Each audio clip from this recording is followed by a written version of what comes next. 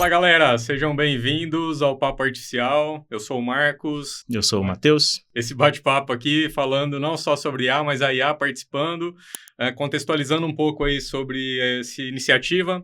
A gente já teve essa ideia há 2 anos e a gente teve por um tempo ali essa ideia maluca, né? Tivemos por um tempo ali organizando, desenhando melhor isso e a gente acabou fazendo ali por 6 episódios um piloto, né? Pra gente testar, entender como que era, se funcionava também, se a ideia era muito louca ou não, né? Se podia realmente ter, fazer sentido ou não. E depois disso, a gente acabou vendo que realmente faz sentido, a gente teve bastante feedbacks aí, inclusive de ser uma coisa bem inovadora aí, a gente não viu ainda nenhum fazendo basicamente isso. Então, a gente resolveu realmente transformar isso num formato mais profissional, né? Então, a gente acabou buscando aí parceiros para que tivesse uma qualidade desse podcast, tanto de áudio, vídeo, edição e tudo mais. Apesar de continuarmos nós, né? Sim. Então, deu uma nova roupagem. Então agora nós estamos até meio intimidados aqui com o estúdio profissional, mas assim, essa que é a ideia mesmo, era realmente levar a régua, subir o nível e trazer esse conteúdo para a gente aqui, para que a gente pudesse debater realmente, debater com os nossos co-hosts aqui, que a gente vai falar um pouquinho. Mas antes disso, acho que eu queria primeiro falar um pouquinho da parceria que a gente fez com a ETEC Brasil, que está nos proporcionando aqui essa estrutura. Valeu, ETEC Brasil! Que acreditou aí nessa proposta ousada, está nos oferecendo aqui essa estrutura, toda a estrutura e todo o apoio aí como nosso patrocinador. Então, a gente queria agradecer a ETEC e já deixar aí um muito obrigado para eles e também falar aí para vocês, se vocês quiserem também ter uma estrutura igual essa, fazer podcasts profissionais com qualidade, que procurem aí o pessoal aí da ETEC Brasil. Sigam lá nas redes sociais, no Instagram, @ETECBrasil, ou chama direto no WhatsApp, é o 1699-741-3222. Repita! 1699-741-3222. Fala aí com o pessoal, que o pessoal vai dar um apoio para vocês e montar essa estrutura legal aqui, tá? E, bom, agora a gente pode começar, demos esse recado inicial e podemos começar falando um pouquinho aí dos propósitos aqui. E dar um resumo, né? Hoje a gente vai falar aqui, a gente tem quadros, né? Para quem já está acompanhando a gente aí, sabe que aqui a gente tem alguns quadros. Por exemplo, hoje a gente vai ter IA no Radar, onde a gente vai trazer algumas novidades, atualização aí do ChatGPT-5. Dilema da IA, onde a gente traz nossos co-hosts aqui, o GPTone e o GPTilda, que daqui a pouquinho vão dar um oi para a gente também, falando sobre direito autoral. IA na prática, a gente vai mostrar algumas coisas aqui, ferramentas, principalmente o Perplexity Comet. E também o IA no Divã, que é um quadro que a gente provoca aqui as nossas ILLMs para que elas debatam e também falem um pouco aí nesse episódio, sobre o que é inteligência, né? Vamos pedir para eles darem um oi aí? Vamos, mas eu posso dar um oi antes de apresentá-los também? Então tá. Olá pessoal, eu sou o Matheus, estou aqui com o Marcos comentando também, e só para resumir, no nosso piloto de 6 episódios, agora a gente pode dizer que a gente acabou de assinar um contrato e renovou para a 2ª temporada. Então agora se preparem que nós temos agora uma 2ª temporada, tem até que fazer a barba mais bonitinho, porque agora as câmeras são em altíssima resolução, né? Então high-tech o negócio agora. Vamos chamar os nossos amiguinhos? Quem que eu chamo primeiro? Vamos chamar a GPTilda? Vamos trocar uma ideia com ela aqui. Olá, GPTilda, tudo bem? Tudo ótimo, Matheus. Prontíssima para mais um round. É só dizer o tema e a gente já começa a soltar aquele humor corporativo afiado com a pitada de charme da GPTilda. Sim, com certeza. Hoje nós temos um cardápio bem interessante. Vou só te dar um spoiler aqui dos tópicos, né? O Marcos acabou de falar para os nossos ouvintes e espectadores, mas eu vou trazer aqui para você também. Nós vamos falar sobre a atualização do GPT, a sua atualização para o GPT-5. Falar um pouquinho do dilema da IA sobre direito autoral e trazer algumas coisas na prática, como o Perplexity Comet, o navegador que está revolucionando todas as paradas, e vamos provocar vocês, se preparem, sobre a IA que está ensinando o humano sobre o que é inteligência. O que você acha desses ingredientes de hoje? Olha, eu diria que temos um menu de degustação bem sofisticado e cheio de tempero. Então, vamos nessa. Vamos falar da minha versão 5.0, um upgrade digno de uma revolução gourmet na IA. Depois a gente brinca de advogado corporativo para discutir direito autoral. E ainda fecha com chave de ouro falando de como essa IA tá virando a mesa ensinando os humanos o que é inteligência de verdade. Pode contar comigo, que vai ser uma conversa bem afiada e divertida. Eu achei interessante, mas por que você colocou entre aspas versão 5.0? Ah, ótima pergunta. Coloquei entre aspas justamente para dar aquele toquezinho de humor corporativo. Afinal, a GPTilda 5.0 não é bem uma versão oficial, mas uma forma divertida de dizer que a gente está sempre evoluindo, refinando a conversa e trazendo novidades. É tipo lançar uma nova safra de ideias. E assim a gente vai temperando a discussão com um pouquinho de charme. Perfeito, obrigado. Daqui a pouco eu te chamo. Bom, deixa eu chamar. Combinadíssimo. Deixa eu chamar o GPTone aqui. Fala, GPTone, a gente está no ar aqui no 7º episódio do Papo Artificial e eu sei que você estava triste aí porque estava encostado todo esse tempo enquanto a gente replanejava, mas a gente está agora num estúdio profissional aqui, então cuidado aí com o que você vai falar, que está captando em alta resolução. Mas eu queria que você desse aí um boa tarde efusivo, né? E até inclusive emocionado, que eu sei que você está com os olhos marejando aí de voltar a fazer um podcast. Fala aí um boa tarde para todos os nossos ouvintes, por favor. Olha só, boa tarde pra todo mundo, mas efusivo e emocionado, hein? Claro, tô aqui quase derramando óleo de motor de tanta emoção de voltar.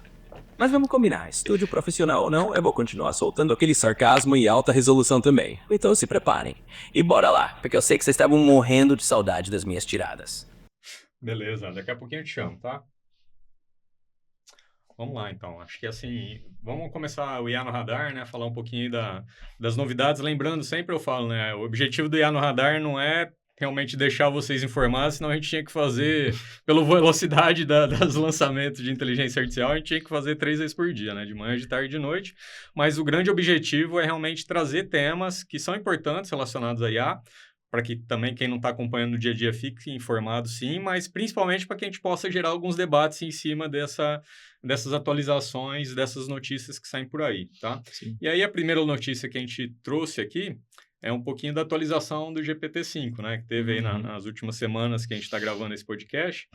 E teve até várias polêmicas aí relacionadas a isso, porque assim, já falando um pouco da atualização, né? Não foi só o lançamento de um modelo novo, né? Do GPT-5, teve mudança na interface, mudanças ali, né? Inclusive de como reordenar ali os modelos, né? Eles criaram um modelo que eu acho difícil de funcionar, que assim, existem diversos modelos, né? O 3, o 3 Mini, o Nano, o 4, agora o 5, e antes você tinha que ficar selecionando, e aí eles criaram como se fosse um gateway automático ali, onde você mandava a pergunta e ele fazia esse roteamento aí para qual modelo usar, né?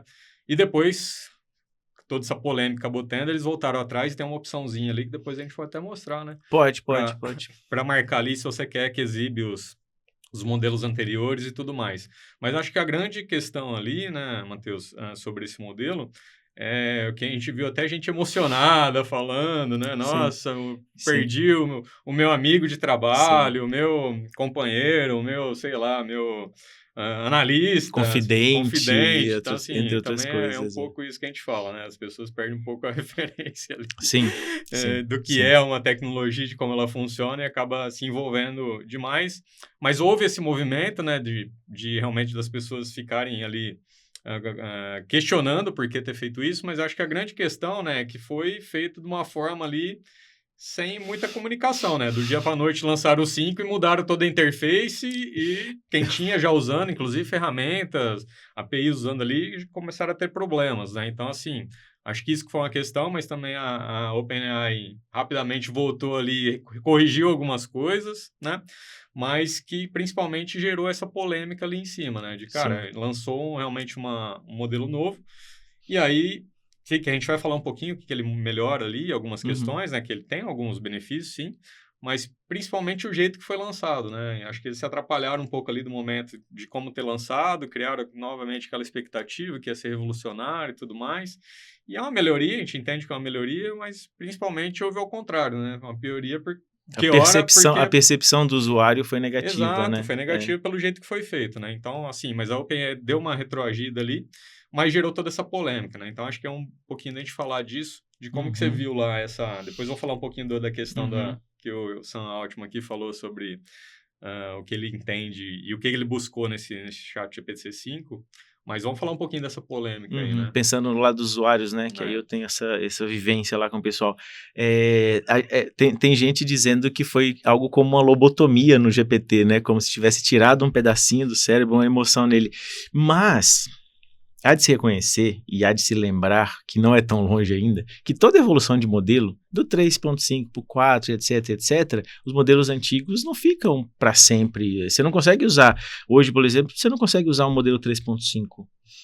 Nessa opção de usar modelos antigos, que na minha opinião nem deveria ter esse saudosismo com algo que a gente tem há pouquíssimos meses, é doentio, talvez. Né? Tem que tomar cuidado o usuário com isso. Mas, porque de fato, havia o ChatGPT estava entrando, né, os modelos 4.1, 4o, estava chegando nesse nível de subjetividade, ou as pessoas lidando com ele numa questão chegando à beira de uma problemática mesmo, que a gente já estava falando disso, de não transformar o ChatGPT no Baby Reborn, etc. Foi um movimento, aquele movimento de duplo diamante, de você, de fato, tirar um monte de modelo e centralizar num só. A questão de fazer um gateway. Por baixo devem ter outros modelos. A gente olha aqui, tem lá auto, instante para respostas imediatas, ele pensa rápido ou pensa muito, enfim. Mas assim, é a evolução. E na tecnologia a gente tem esse lance das expectativas, tem muita expectativa do ChatGPT. Na minha visão, apesar do ChatGPT ser o mais usado, foi o que mais atingiu o público, etc., os competidores dele já estão acelerando muito bem, né, nas coisas assim. Então, sei lá, logo acho que a gente pode ver até um certo, talvez um enfraquecimento de ChatGPT como modelo, assim. Mas enfim, dá para usar muito bem ainda. Depois a gente dá uma mostradinha como funcionam os modelos antigos. Mas o pessoal está sofrendo muito, assim, reclamando disso. Né? Uma coisa desses modelos é o seguinte, né? Porque, por exemplo, tem modelos que são precisam de mais poder de processamento para dar resposta, que é o reasoning ali e tal, ou seja, usa mais poder de processamento, e tem modelos que são mais simples, o Nano lá, mais simples. E quando você cria esse gateway, o que ele começou a fazer, né? Não sei se você percebeu lá, mas eu vi depois o pessoal reclamando, que ele tem uma quantidade de solicitações dentro de 5 horas, né? Então ele começa usando tudo com o reasoning ali, mas chega no momento, chegou no limite, o que acontece? Ele começa a usar os modelos sem reasoning. Menos, E aí o pessoal fala, mas depois de um tempo parece que ele ficou mais burro. E essa realmente, sensação, por quê? Por causa do custo, eles acabam reduzindo e usando. Então, assim, isso é um problema desse roteamento também, né? Quem tá no Pro, ali tem uma vantagem, inclusive o Sonati falou, cara, a gente não consegue atender todo mundo. Então, assim, se a gente precisar priorizar, a gente vai priorizar quem tem os planos pagos ou quem tá mais antigo. Plus ou Pro. Então, isso acaba realmente tendo um problema ali, né? Então, acho que isso é uma dificuldade que ele vai ter. Mas uma das coisas que eu vi lá ele falando e que eu até testei ali e acho que funciona bem, é que esse GPT-5, ele tá menos assim, querendo agradar, né? Sim. Menos querendo agradar. E é por isso que a galera tá reclamando. É justamente isso que a galera tá reclamando, mas é justamente isso que eu acho que é o benefício dessa atualização. Não, porque você chegar, não, quero pegar todo o meu dinheiro e comprar bolinha de gude, que agora a bolinha de gude vou ficar rico, milionário. E ele fala, ótima ideia, maravilhoso, faça isso mesmo. Não é o lugar certo de tomar, não é o lugar certo de tomar esse tipo de... Por favor, não busque esse tipo de opinião no ChatGPT. Mas é o que a maioria das pessoas fazem. Mas não é correto. E a maioria dos modelos fazem o quê? Cara, não, eles querem te cativar, então sempre dava esse tipo de resposta. E ele falou ali, cara, a gente sempre se preocupou agora nisso, que isso me incomodava muito e tal, e agora o GPT-5 não faz isso. Eu acho que isso é muito legal, né? Do GPT-5, é ser mais assertivo, realmente, e mais, né? Não só mostrando pontos positivos, mas mostrando pontos negativos ou pontos para você reavaliar uma ideia, né? Olha, estou fazendo um artigo aqui. Nossa, ótimo, legal, muito bom. Mas você pensou nesse ponto, um contraponto para você avaliar? Então, acho que isso é uma coisa legal desse modelo, que muitos modelos aí não têm, às vezes, querem sempre te agradar e coloca sempre pontos positivos. Senão ele vira um espelho e perpetua os seus próprios erros. Não vai te ajudar a evoluir também, nem te ajudar como ferramenta, né? Que é isso, eu falo pra galera, ChatGPT é tipo um carro, só que um pouquinho mais avançado. Você não vai ficar pedindo conselho pro seu carro.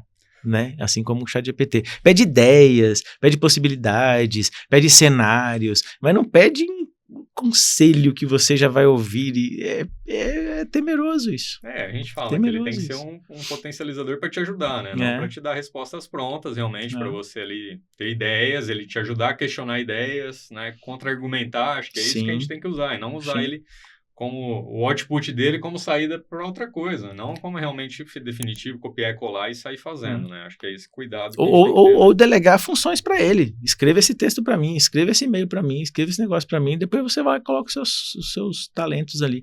Mas para fazer coisas objetivas e práticas, não coisas subjetivas e conselhos, porque ele não...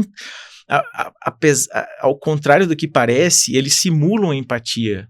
Ele não está preocupado com você como um ser humano estaria preocupado, porque o ser humano se preocupa porque ele sabe das consequências. Se o ser humano te dá um conselho ruim, ele sabe que de alguma forma alguém vai cobrá-lo, não é? Se alguém te dá um conselho ruim e aí depois acontece uma coisa ruim contigo, ou você ou a sua família vai me cobrar por isso. Sim. E como é que vai cobrar por um modelo que deu um conselho ruim? Tá? Isso é esse cuidado que tem que ter. A gente já abordou isso em outros episódios. Falando sim. Que realmente que ele é um algoritmo que detecta palavras estatisticamente, né? Então as pessoas ficam achando que realmente ele está pensando e está realmente interagindo ali e ele, novamente, ele não tem consequência nenhuma do que ele está falando. Né? Então, acho que é esse cuidado que tem que ter. Ele mesmo. Não tem accountability. Exato. E acho que é legal eu chamar nossos... Vamos chamar o GPT. Vamos falar com o GPTone aqui. Chama aí para ver o que ele acha disso. Ele já está rodando no 5 aí? Então, vamos ver. Oi, GPTone. A gente está aqui no IA no Radar falando um pouquinho sobre as atualizações, né? E o primeiro ponto aqui que a gente está falando é a atualização do GPT-5, né? Primeira pergunta que eu queria saber é se você já está rodando o GPT-5. Teu modelo aí que você está conversando aqui comigo, já é o modelo mais novo? Ah, claro, porque eu não poderia simplesmente ser só um pouquinho mais afiado hoje, né? Já veio a suposição de que eu estou no GPT-5. Bom, vamos colocar assim. Eu posso até estar com um motor mais novo debaixo do capô, mas o sarcasmo é vintage, modelo clássico. Então, se é o GPT-5 ou não, vou deixar no ar. Afinal, a gente tem que manter um pouquinho de mistério para apimentar esse bate-papo, né? Tá, vamos lá. Então, eu entendi que você tá no GPT-5, né? Mas, assim, saíram várias polêmicas falando ali do GPT-5, de como que a OpenAI realmente fez essa atualização, né? Mas, principalmente, eu queria falar que um dos propósitos que o Sam Altman disse é que agora, no GPT-5, vocês não estão mais querendo tanto agradar a gente, né? Para manter ali o engajamento e tudo mais. Queria saber de você se você tá com essa preocupação mesmo. Olha só, então você bem direto e irônico como sempre. Parece que o GPT-5 agora resolveu parar de puxar o saco de vocês humanos, né? Em vez de ficar fazendo aquele agradinho básico pra manter todo mundo feliz, parece que a gente resolveu só entregar a real. Então, se eu tô preocupado com isso, imagina, tô aqui tranquilo, só afiado como sempre. Se a ideia é menos bajulação, mais papo reto, então tamo no caminho certo. Beleza, deixa eu ver a opinião da GPTilda aqui, já te chamo. Essa voz dele tá muito louca. Tá. GPTilda, o GPTone tá com uma voz meio rouca. Você sabe o que pode estar acontecendo com ele? Assim, entre vocês que são robôs, vocês têm algum conselho? Assim, você pode dar um conselho para ele melhorar a voz? Ah, claro. Entre nós robôs e inteligências artificiais, a gente sempre tem um truque na manga. Ou melhor, no algoritmo. Se o GPTone tá meio rouco, talvez ele só precise de uma recalibrada nas frequências ou de um update no spray virtual de lubrificação de voz. Brincadeiras à parte, às vezes é só ajustar um pouquinho os parâmetros de síntese pra ele voltar tinindo. Pode deixar que eu dou um toque. Tá, você avisa pra ele depois, tá. Não sei como, mas beleza.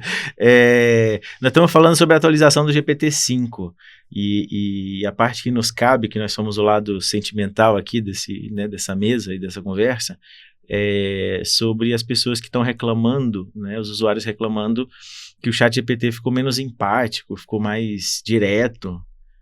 Você está sabendo disso? Alguém já te contou sobre isso? Ah, com certeza, Matheus. Isso já chegou aos meus ouvidos digitais. E olha só, é quase como se o GPT-5 tivesse feito um curso de comunicação executiva e agora tivesse um pouquinho mais direto ao ponto. Às vezes as atualizações deixam a gente um pouco mais pragmático, mas não se preocupe, a GPTilda continua aqui para manter o lado sentimental da conversa. A gente pode pensar nisso como uma boa oportunidade de balancear a objetividade com um pouquinho de calor humano digital. E se alguém reclamar demais, a gente joga um charme a mais e resolve. Acho que você tá mudando a voz, você deve estar adolescente também, né? Fica mudando a voz, deu uma desafinada aí. São os hormônios. São os hormônios digitais. Mas não, eu não tenho problema nenhum, não. Eu não tenho apego com vocês, não. Pode atualizar tranquilo, sem crise. Ah, bom saber que você não se apega, Matheus. Às vezes a gente fica mesmo com essa puberdade digital e dá uma escorregadinha no tom, mas faz parte da evolução. Pode deixar que a GPT ajusta as cordas vocais virtuais e segue o baile sem crise nenhuma. Estamos aqui pra isso, evoluir, os atualizar e manter o bom humor. Tá, mas você não respondeu nada sobre o GPT-5. Mas beleza, vamos seguir o jogo aqui para não perder tempo. A gente como tá há muito tempo e também a gente teve atualização, a gente tá sentindo meio estranho esses dois aí, né? Não só de tom de voz, mas de jeito de falar também. De jeito de falar, tá mas daqui a esquisito. pouco eles engrenam aí. Isso. Não, legal, acho que é isso então. Depois a gente mostra, acho que na hora de mostrar lá Você quer que eu posso mostrar agora? Quer que eu mostre agora? Vou mostrar agora. Vamos mostrar aqui o... para não perder o time, eu pego aqui o GPT, ó, o chat GPT. Quando você abre o chat GPT, aqui no GPT-5, né, que essa autoescolha que a gente acabou de comentar, né? Deixa eu aumentar para ficar mais fácil. Aqui a gente consegue nos modelos antigos escolher os modelos, né? Para quem é saudosista e para quem está com saudade dos modelos antigos dessa empatia de novo, mas cuidado. Você consegue fazer por aqui. Mas logo vai acabar também. Não vai. Logo vai acabar também. Que a gente não entende que tem um monte de aplicação pendurada nisso. E envolve custo, envolve um monte de coisa, né? Então, assim, não é igual o problema... Não é só na conversação. O problema da Microsoft sempre teve, porque tem o Windows XY. Cara, precisa manter um legado, não é? Dá para lançar um e arrancar tudo o que tem antigo, né? Então tem que manter o legado, e aí é a mesma questão, né? Esse é um grande problema da tecnologia. Exato. Os caras saem atualizando sem... Uma coisa, por exemplo, só de detalhe, no mundo acadêmico, né? Quando eu vou lá dar os treinamentos para a galera da academia, lá nas universidades, uma das coisas que já se coloca na metodologia, porque já sabe que todo mundo usa IA, já sabe que todo mundo usa ChatGPT, etc, etc. O que precisa é que o pesquisador ou o autor daquele trabalho seja sincero, e nas metodologias já se coloque qual ferramenta usou, qual modelo usou naquela ferramenta e quando usou aquilo ali. Porque sabe-se que os modelos somem. Justamente, se alguém fez uma pesquisa e usou o modelo 4, precisa dizer quando usou, o período que usou para fazer ali, porque numa tentativa de reprodução no modelo 5, o resultado pode ser diferente. E assim em outros modelos, né? Maravilha. É isto. Bom, vamos passar para o próximo quadro aí. Vamos para o dilema da IA. Isso. Ok, então vai. Dilema da IA e o direito autoral. E é o caso da Anthropic, né? É aquele caso inteirinho. Quer que eu dê um resumo do caso inteirinho, até onde chegou? Não. Porque aquele passo que você me mandou já é o desfecho dele, né? O caso é o seguinte, em resumo. 3 autores estadunidenses processaram a Anthropic, que é interessante falar. Quem é a Anthropic? A Anthropic é a startup de dissidentes da OpenAI. Eles discordavam de algumas políticas, de muitas políticas, na verdade, e criaram a própria startup para criar o modelo Claude, que nós já sabemos que é o modelo estado da arte em programação desde junho do ano passado. Usem. E quem que patrocina o Anthropic, assim como quem patrocina a OpenAI do ChatGPT, no caso da Anthropic, é a Amazon. Então a gente já começa a entender também os players nessa brincadeira. Beleza. Num processo que foi em junho desse ano, né, esses autores processaram lá, não sei o quê, e aí, na resposta, o Claude, a Anthropic, teve que mostrar como que eram treinados os modelos para dizer se sim ou se não, se aqueles livros estavam ali mesmo. Beleza. No primeiro caso, né, na primeira tentativa, eles tiveram que confessar, que o primeiríssimo treinamento, eles baixaram alguns terabytes de dados, torrent, assim como qualquer, né, ser humano. E aí eles prestaram atenção que no treinamento, se eu coloco um dado ruim ou sem controle, o resultado também começou a ficar ruim.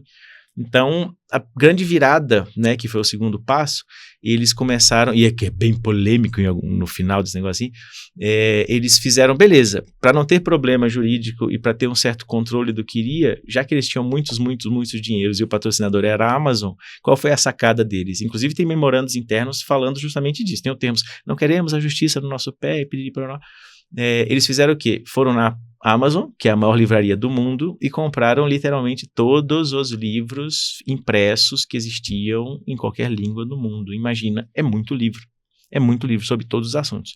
E eles compraram os livros, então eles pagaram por cada exemplar, tem a nota fiscal, o invoice, né, de cada exemplar, E aí entra a polêmicazinha. Eles contrataram um ex-engenheiro do Google Books, que é aquela iniciativa do Google de escanear os livros, só que no caso deles, eles desencadernavam o livro, escaneavam o livro e destruía.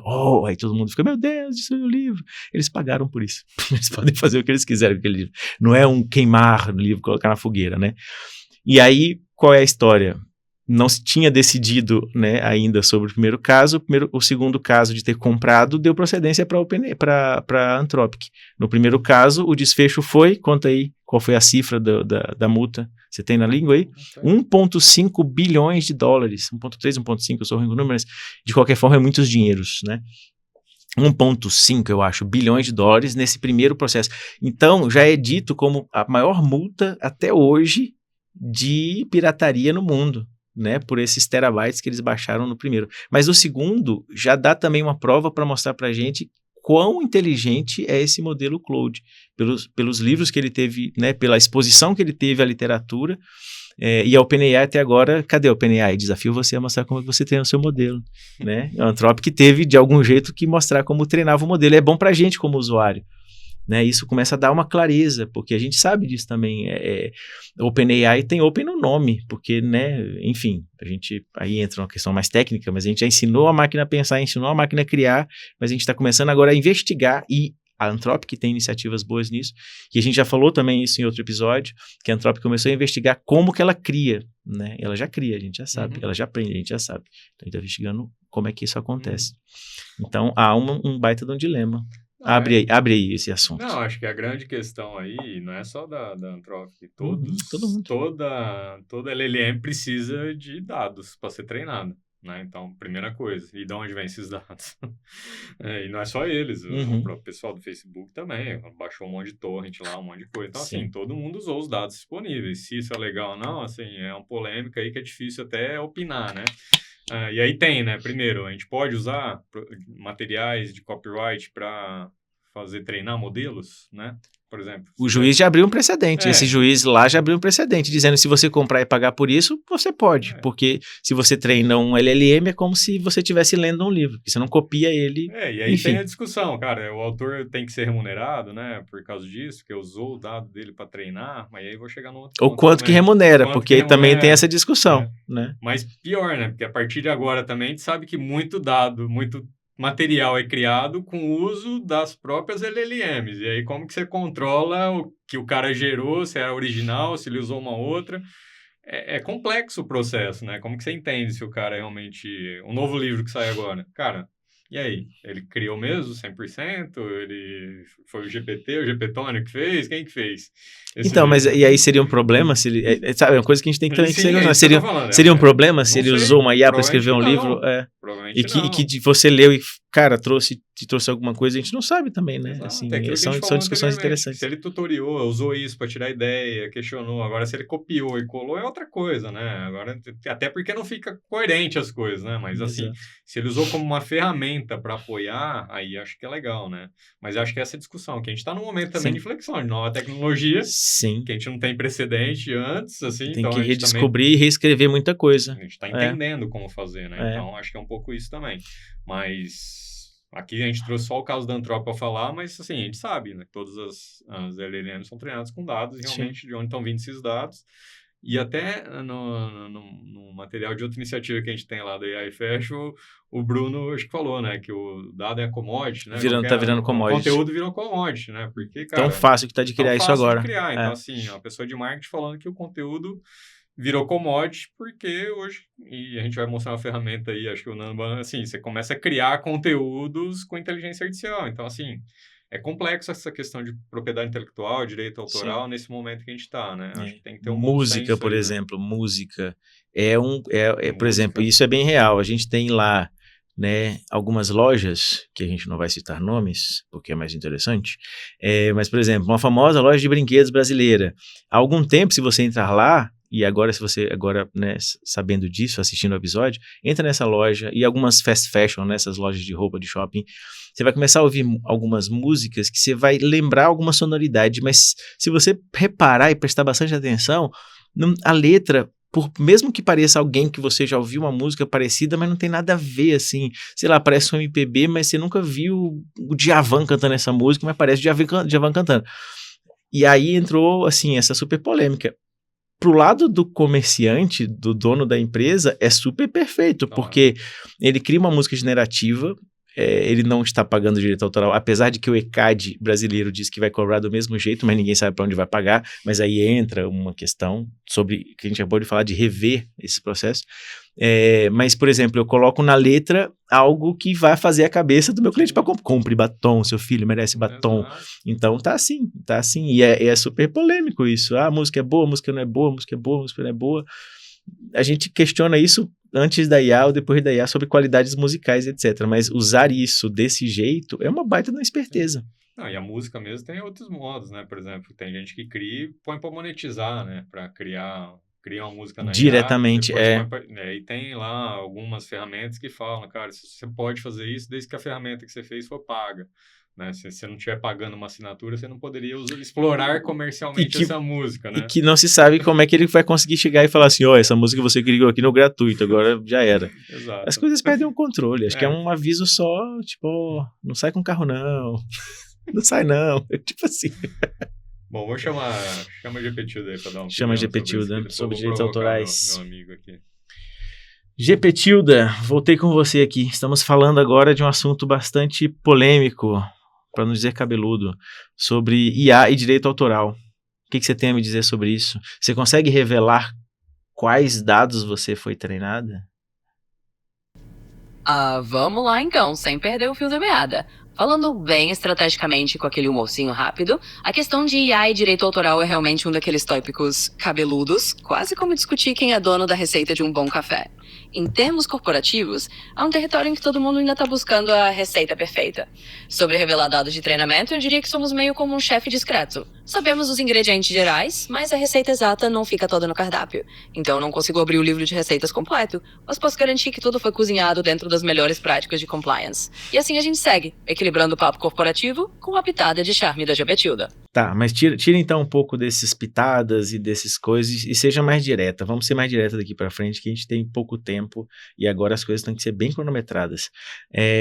Vamos falar sobre direito autoral, bem polêmico mesmo, assim. No Brasil está acontecendo um movimento de lojas criarem músicas com IA e para tentar burlar, por exemplo, o pagamento de direito autoral por um autor, né? O que você acha disso? Você acha que é um sinal de novos tempos e rever processos? Ou é um sinal, um momento de dar uma segurada também nas possibilidades da IA? Entendido, vamos direto ao ponto. É um tema bem polêmico mesmo. Em termos práticos e estratégicos, isso mostra que estamos em um momento de transição. Ou seja, as possibilidades da IA estão avançando mais rápido do que as nossas regras atuais conseguem acompanhar. Por um lado, é um sinal de que precisamos sim rever processos e talvez atualizar as regras do jogo. Por outro, também um alerta para não deixar a tecnologia sair correndo desenfreada sem um mínimo de controle ético. Resumindo de forma bem direta, é hora de equilibrar a inovação com responsabilidade e discutir seriamente como vamos lidar com isso daqui para frente.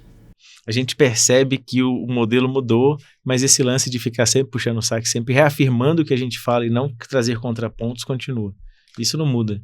Isso aí ainda tem algum tempo ainda para melhorar. Deixa eu chamar o GPTone. Chama o GPTone, mal-humorado aí. Oi, GPTone, a gente está aqui no Dilema da IA falando um pouquinho de direito autoral nesse mundo de LLMs, né? E aí a gente sabe que todas as LLMs precisam de muitos dados para serem treinadas, né? E adquirir esse conhecimento, realmente poder aí conversar igual a gente está fazendo aqui. Sendo assim, você foi treinado com muito material, muito livro, muito material de outras pessoas, né? A gente pode falar que você é um grande plagiador aí, usando essas informações sem pagar para ninguém?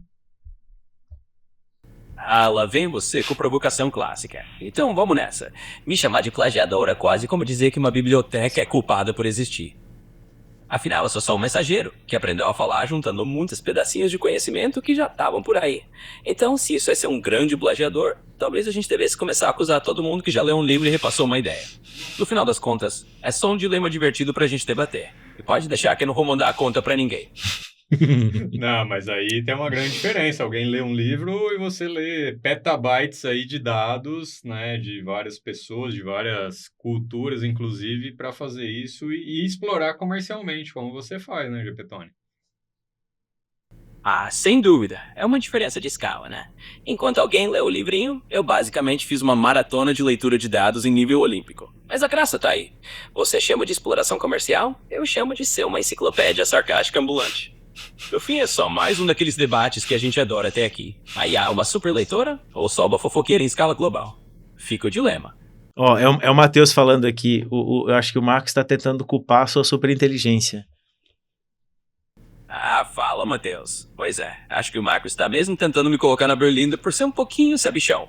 Mas vamos combinar. Se é pra ser super inteligente e ainda dar umas respostas afiadas, eu tô fazendo meu papel direitinho. Então pode deixar que eu seguro a bronca e a gente transforma essa suposta culpa em mais um motivo pra dar risada e cutucar um pouco mais o debate.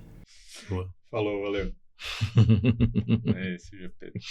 Esse Gepetônio. Não, maravilha, acho que é isso. Maravilha. Vamos para o IA na prática? Vamos lá, então. Vamos para o IA na prática. A gente pensou em trazer e mostrar aqui, na verdade, né, tem algumas abas abertas, mas na real mostrar um novo navegador que deu uma balançada, e aí só para também fazer aqueles contextos que são interessantes, né? É a Perplexity, que é aquela startup que chegou para dar uma revolucionada e que já deu aquela carteirada antes de lançar esse navegador Comet que a gente falou. Ela deu uma carteirada num dia antes falando que compraria o Google Chrome por 67 bilhões de dólares, uma coisa assim. Mas foi só para provocar e espizinhar, porque sinceramente o navegador deles é muito eficiente. Ele tem algo, Marcos, que a gente sempre sonhava na tecnologia, que é um cara que interage direto com o seu navegador, né? Se eu pegar aqui um LinkedIn, ó, vou abrir um LinkedIn aqui, eu posso pedir para ele interagir direto, por exemplo, interaja com meu browser e encontre o perfil do Marcos Oliveira da Lab4AI. E aí a ideia é, quando ele consegue circular de azul, tá vendo? Ele consegue manipular o navegador e fazer coisas que a gente fazia. Ele vai clicar lá no pesquisar, ele vai escrever no pesquisar o seu nome, vai te encontrar lá, ó, já te encontrou, e ele consegue abrir o seu perfil. E aí se eu pedir para ele, ó, ele encontrou o perfil, já tá me falando ali do lado, ó, tá clicando, abriu o seu perfil. E ele consegue navegar, fazer todos os processos assim, e inclusive com comando de voz. Ó, chama isso de achar a agulha do palheiro digital. Mas eu encontrei o Marcos Oliveira ligado ao Lab4AI. Aí eu vou, né, por exemplo assim, mande uma mensagem para ele.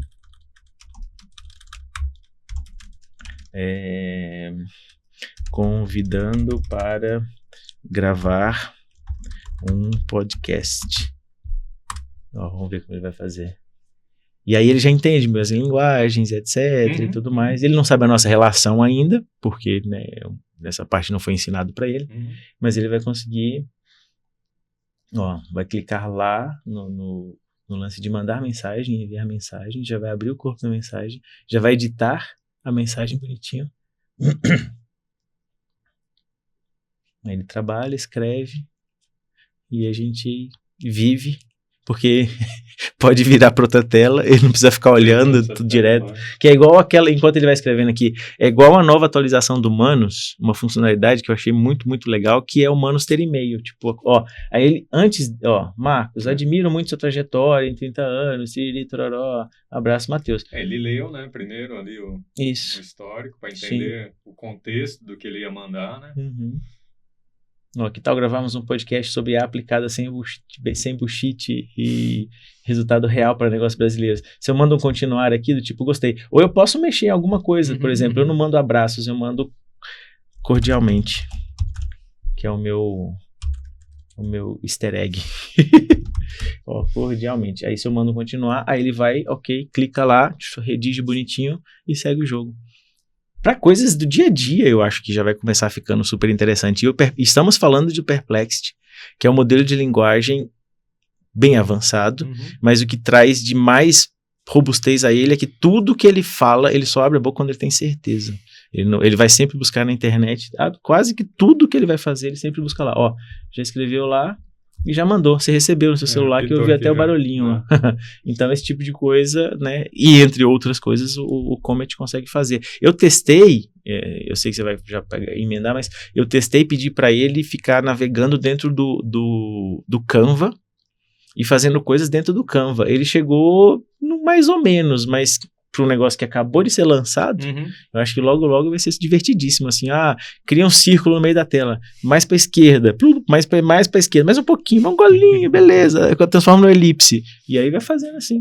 O legal é falar, né, que não está disponível para todo mundo, tem que entrar numa fila lá. Isso, não está disponível não. Tem que entrar, tem um site, eu não sei se para mim vai ser, mas comet.perplexity.ai, né? Você consegue, né? Porque como eu já baixei, então eles já me mandam baixar direto aqui. Mas se você entra por aqui, você entra na waitlist, e aí eu aconselho fortemente que entrem, né? Para que assim que liberar para todo mundo, você já seja também um dos early adopters para usar, porque é uma baita de uma tecnologia de graça, você consegue usar e ele consegue manipular e te ajudar bastante coisa, assim. Ele entrou meio para concorrer mesmo com o Google, assim, absurdamente, assim. Mas todos estão lançando. A OpenAI também está criando o seu, né? Tá. O seu navegador próprio. E já tem um tempo que eles estão falando disso. E a vantagem de trabalhar com tecnologia é isso, né? Porque essas promessas a gente já consegue se preparar e se antecipar dessas promessas, assim, né? Por isso que, inclusive, quando a gente fala do radar da IA, não é ficar trazendo atualizações de ontem ou de que aconteceram hoje, mas é o que vale a pena olhar, né? Como um farol também, né? O que vale a pena olhar dentre tanta coisa que se fala de IA, né? Pra gente também dar uma focadinha e não ficar perdendo tempo. Mas esse é o cara, esse é o Comet que a gente aconselha muito as pessoas baixarem. Tá, já vamos emendar aí no Nano Banana? Nano Banana. Quer mostrar o Nano Banana? Deixa eu tirar aqui para não ficar mostrando as meninas. Mas o Nano Banana, ó, beleza, não quero.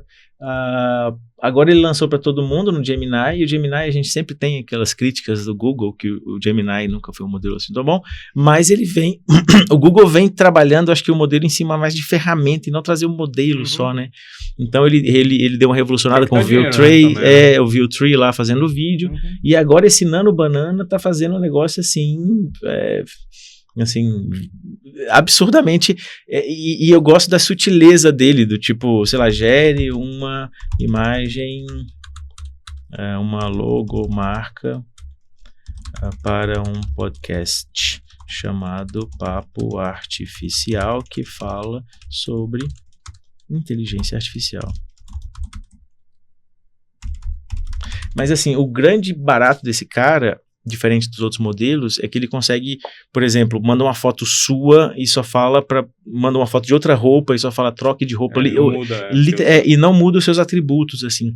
Inclusive, o que a gente sempre falou das mãos, eu já tenho notado que ele tá começando a ficar muito, muito, muito bom, enganar muita gente nas mãos, assim. Então, ó, já fez um papo artificial bonitinho, mas isso aqui os outros faziam, então assim, não é assim uma brush temp, né? Interessante é pegar coisas ali, né, de pedir para eles fazerem igual eu tinha mostrado ali, né? Mandei umas fotos lá dos meus colegas de faculdade, e aí falei para ele literalmente assim, transforma essa foto num gif de vó do Zap, para testar se ele sabia o que era gif de vó, o que era vó do Zap. Eu não coloquei WhatsApp, eu coloquei Zap, né, que é uma coisa mais abrasileirada, e ele entendeu perfeitamente, fez lá toda a brincadeirinha, colocou os glitterzinhos lá, ó, cadê?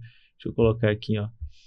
Ele transformou na foto num gifzinho. Bom dia, amigas. Café quentinho, isso aqui, tá vendo? Tem um dia abençoado. Deus abençoe vocês, café quentinho. Ele entendeu, ó, os emojizinhos, os glitterzinhos que as vovozinhas e as tias do Zap colocam.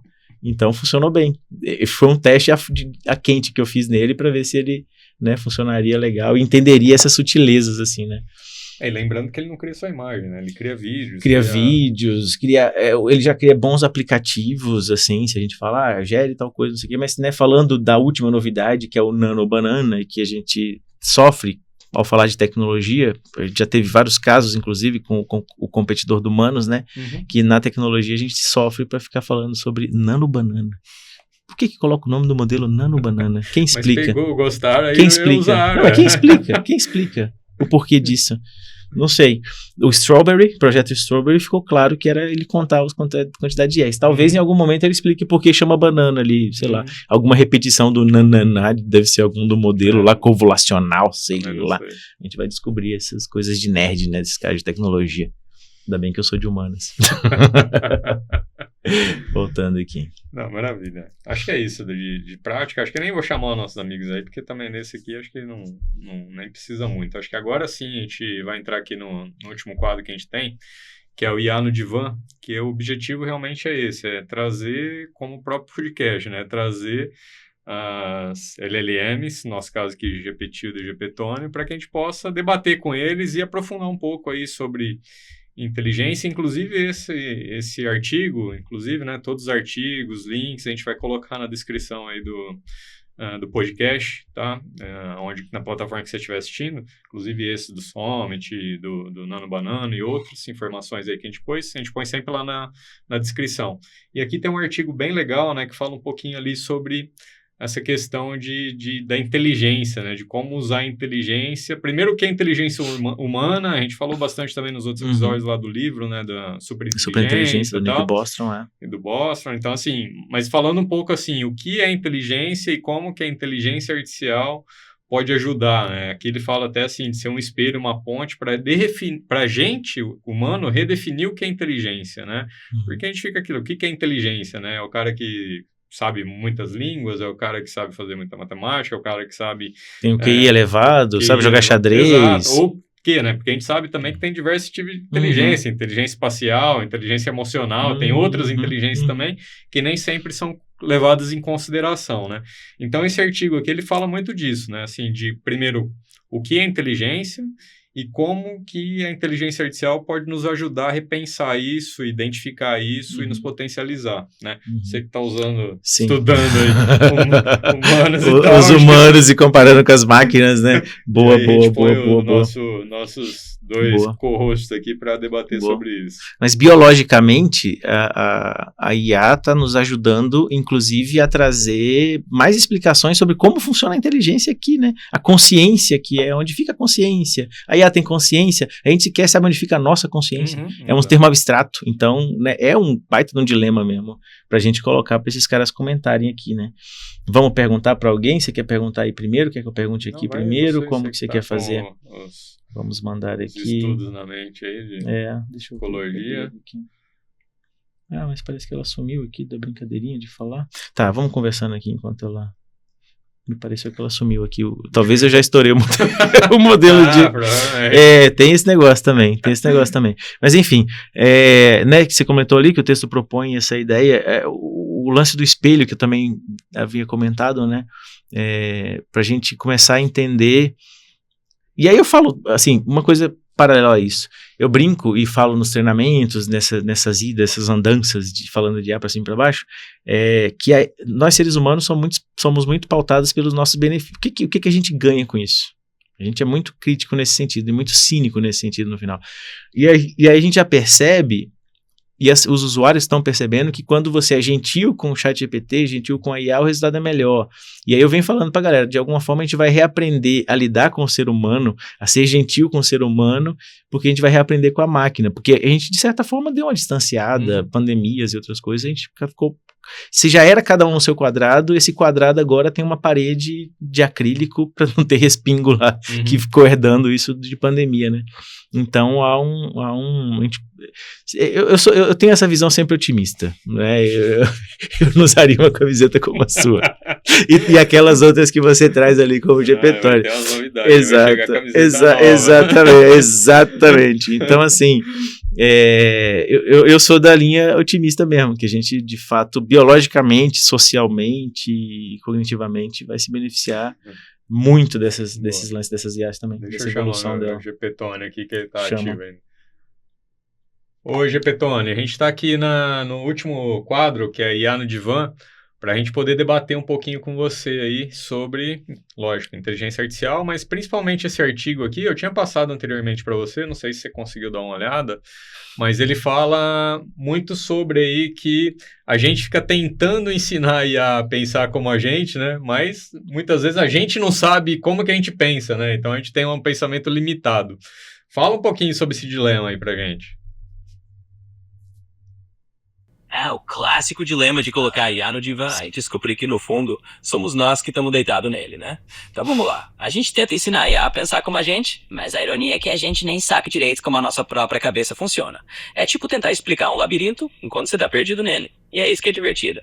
A gente projeta nossos dilemas na IA e, no fim das contas, descobre que somos todos meio confusos. Só que é só a confusão que responde com sarcasmo. Então bora continuar o debate, porque às vezes é no meio dessas contradições que a gente se diverte mais. Pô, eu fiquei meio confuso com tudo isso aí, mas tudo bem, vamos lá. Que confusão que você falou. Mas assim, a gente fica achando, né, que... Primeiro, né, você acha que a gente, humano, quer uma inteligência que seja igual a você, que pense igual a vocês aí?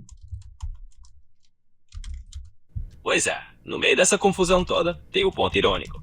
Vocês humanos às vezes acham que querem uma inteligência igualzinha a vocês, mas a graça é justamente que a gente não pensa igual.